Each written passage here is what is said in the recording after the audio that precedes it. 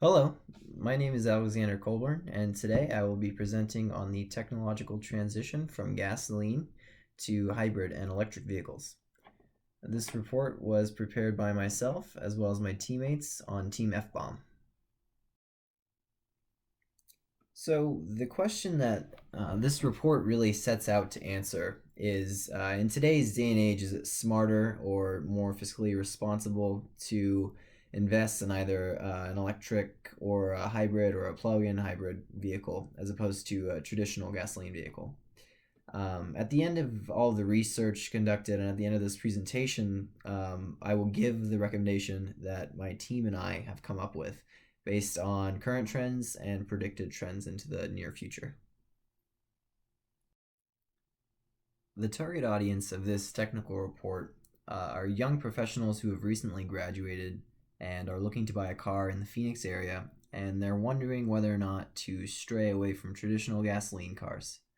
An assumption that we've made about this target audience is that the car will be their daily driver, meaning that's going to be the car that they use almost daily to commute to and from work, all their groceries, all the trips that they take, which we've totaled up to be about 15,000 miles per year. And we've also made an assumption that the round trip to and from work each day is going to be about 50 miles. The models that we have chosen to compare in our technical report are the various models of the Ford Fusion SE, the Ford Fusion SE, the Ford Fusion Hybrid SE, and the Ford Fusion Energy SE, which are gasoline, hybrid, and plug-in hybrid models respectively. The reason that we chose to stick with just one make and model is to eliminate as many of the confounding variables as possible that are introduced when different models and different makes come into the picture.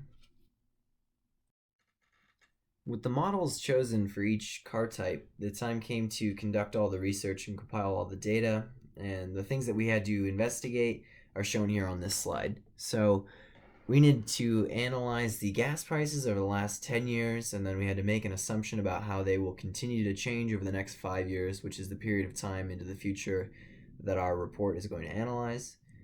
We'll do the same thing for the price of electricity, as the Energy SE runs on part the electric motor and as well as a gasoline motor.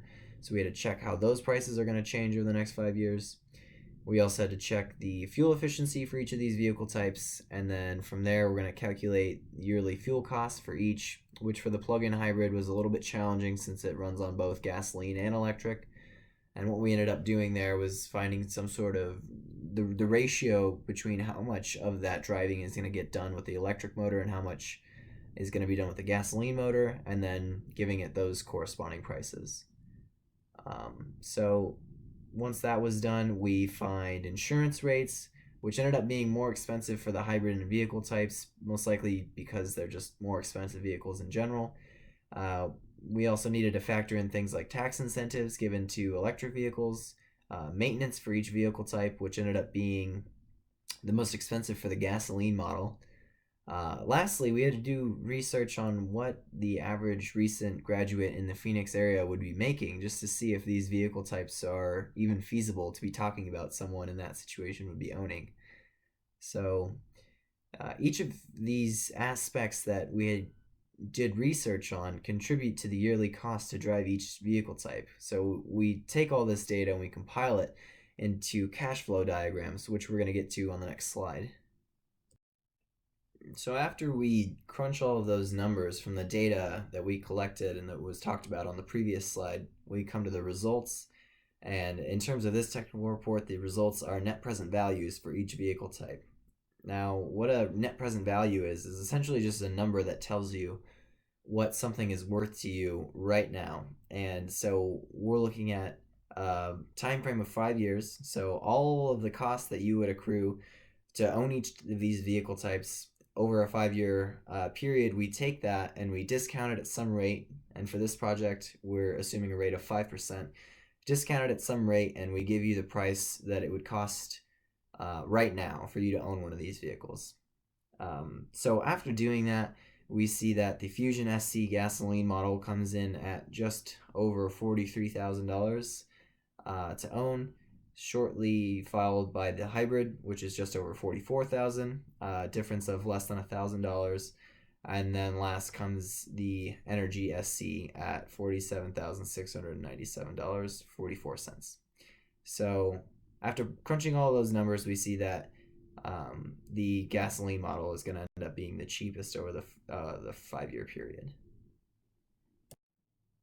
So based on everything that we've gone over, our recommendation is the gasoline model, and that's based on it being the cheapest over the first 5 years. We saw on the previous slide that it's going to be the cheapest by just over or just about $1,000. Unless, so our recommendation may change, and that's based on what it is that the audience is looking for. So how much is going green worth to you? Is it worth that extra $1,000 for the first 5 years to get that hybrid and you feel like you're doing your part for the environment? Also, length of the ownership of this vehicle comes into play. An extra 2 years in that hybrid ends up being the cheaper option over the first 7 years. So that's something that you need to think about.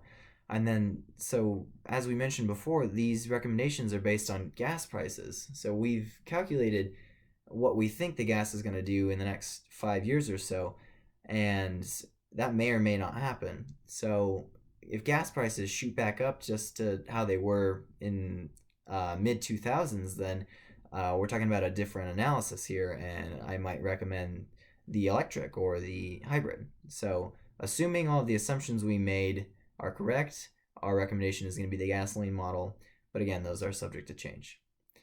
Thank you for your time, and I hope you enjoyed.